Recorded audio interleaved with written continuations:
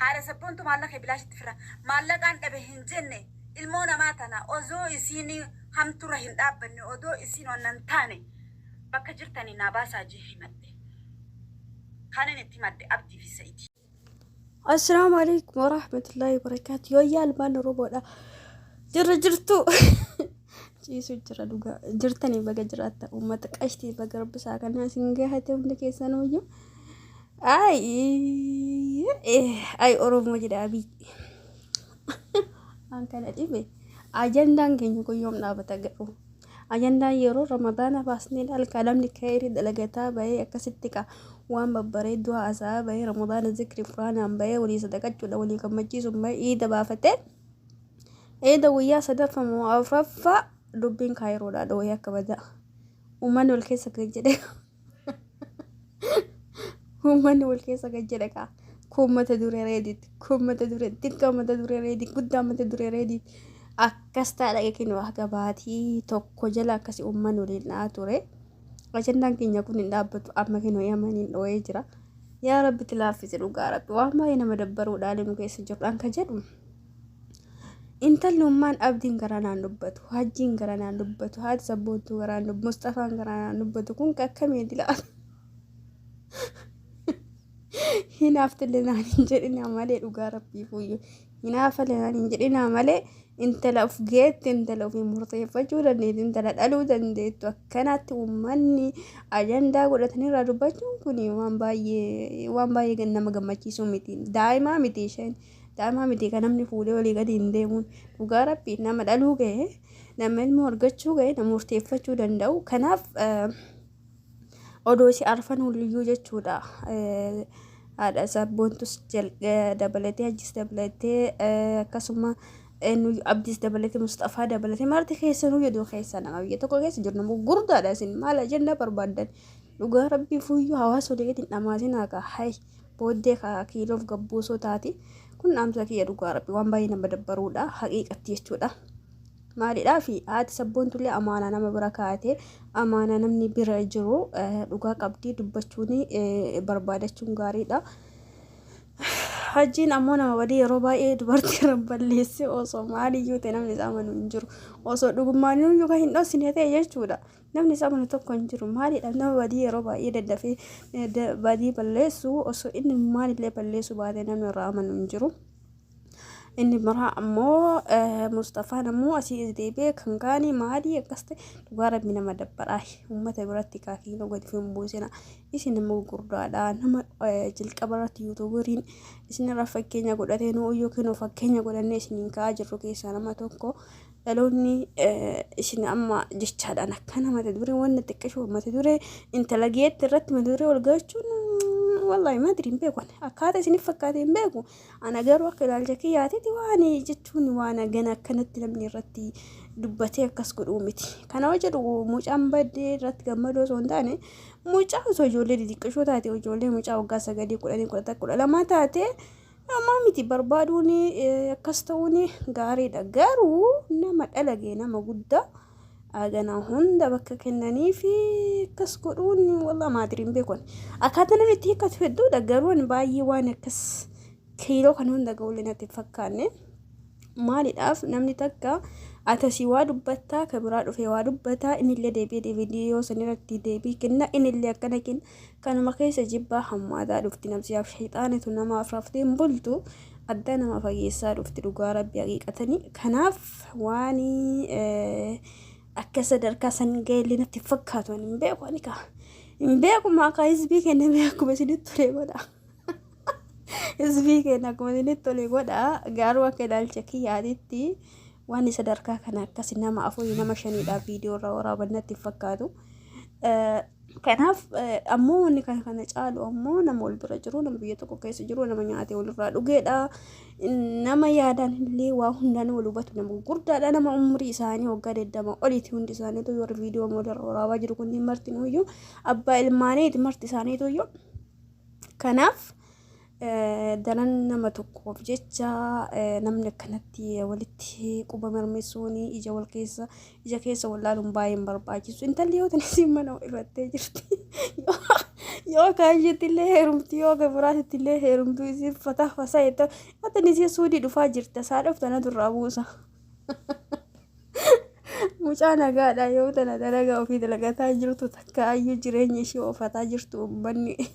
ajandaa godhataa jira. Walumaa galattuu iyyuu uummata keenya qashti uummata jaalatamaa nuti fakkeenya wallahi fakkeenya sin godhan waan gaarii takkaratti fakkeenya akka eebaluu san akka haadha sabboontu akka hajjii jedhee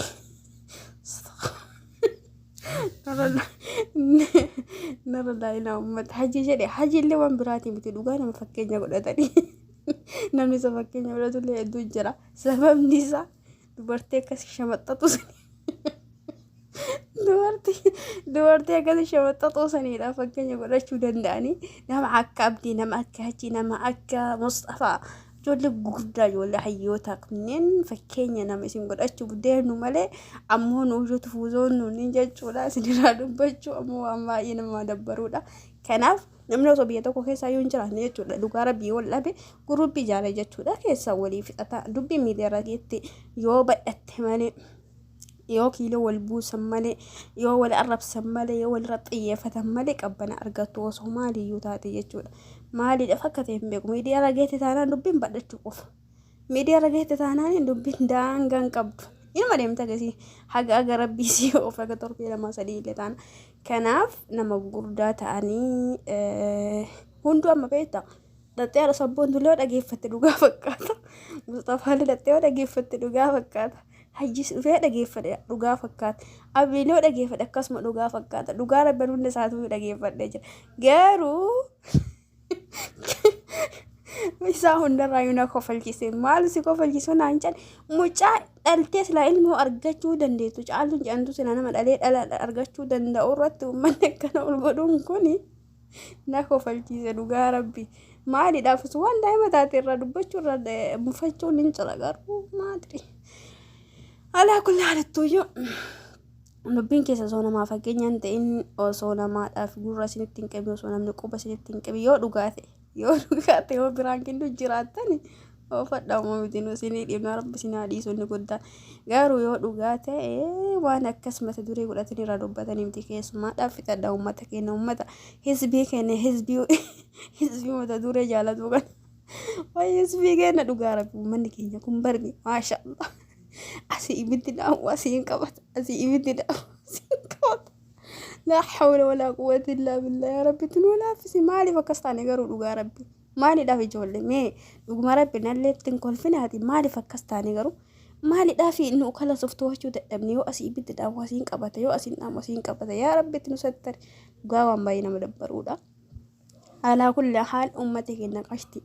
Ummata jaalatamaa fi kabaja ummata Oromoodha. Ummata gameessa, ummata hayyuudha. Hundi keessanuyyuu ijoolleen amma ijoollee isin jedhiifamu hundi keessanuu nama umriin dhannan dursu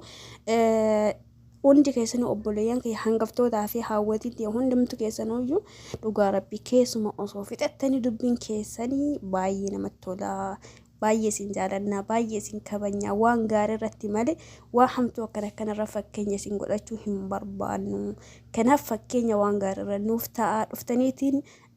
intala nama of ga'eetii waan tokko murteeffachuu danda'e irratti mata duree godhatanii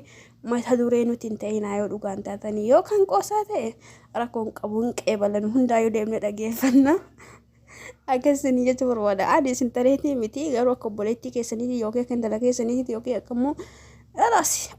hiriyaa keessanii takkaatetti kan isinii dhaamuu barbaadu dubbiin keessa koo osoo asirra darbuu baate oduu asirra waa'ee intala saniif jecha